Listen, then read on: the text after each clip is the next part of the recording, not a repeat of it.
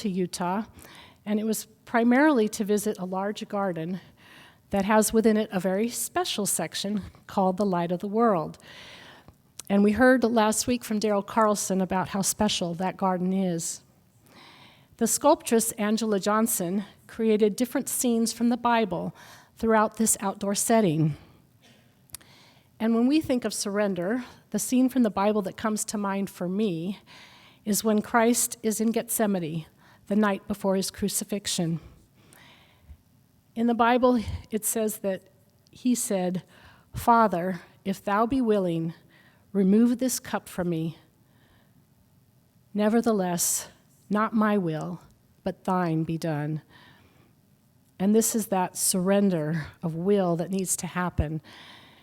Yet he also asked for the strength to carry through this mission, which his soul had taken on. And if you look at her sculpture closely, you will see his teeth bared. And I believe this is the only statue in the garden in which teeth are even shown. But you can see him really straining to find the answers to the conflict that he was feeling at that moment. And even the veins in his neck are kind of popping out. And Angela wrote in her book, which I'll be talking about shortly, that she wonders how she had the courage to portray this scene. She asks herself, how can you depict infinite suffering? It was painful for her to do it. She said, as incomprehensible pain lashes away at every nerve, every faculty, every sense, how could he endure it? How could I portray it? I have learned that people tend to look away from great suffering. It causes them too much pain to look upon it. I wanted those looking at this depiction to look at him, even be drawn to him, so that they could contemplate that eternally significant moment on the Mount of Olives in a garden named Gethsemane. And I would say that this piece challenges you, perhaps makes you a little uncomfortable because you feel his pain. And to me, it is a reminder whenever we come up against a challenge, he had something much greater to confront. And with Christ's help, we can get through anything.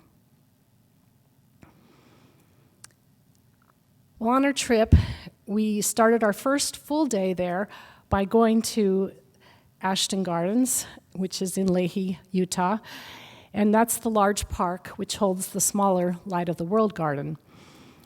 And there was a chance that we might get to meet the sculptress, Angela Johnson, in person there, but that was not confirmed until that morning. And I had had a really rough night sleeping at the hotel, and my whole body did not seem to want to cooperate that day. And I didn't know if I could get ready in time to go with a group. There was a shuttle that could take us back and forth to the gardens from our hotel, so that was a possibility for me if I needed more time. However, at the last minute, I decided to go with the group, and we headed out. And then we got to the entrance, and we were kind of looking in the gift shop while we were waiting to hear from Angela.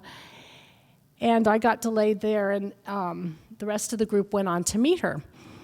So I had a general idea where it was located because I had been there 8 years ago. But I still had to stop and ask people how to find the Jesus statues, and they always knew what I meant by that. Well, and I ended up coming in on the back side of the garden. And if you can see on the side, there's some steps going down with a rail. And it was really strange to come in from that angle because I had only seen it from the other side. And there's two really big tableaus that you walk between. And this one is where Jesus is drawing in the sand when the Pharisees and other people wanted him to condemn the adulteress. And instead, he just is drawing in the sand. But as you can see, there's several figures, and it's very impressive walking past it.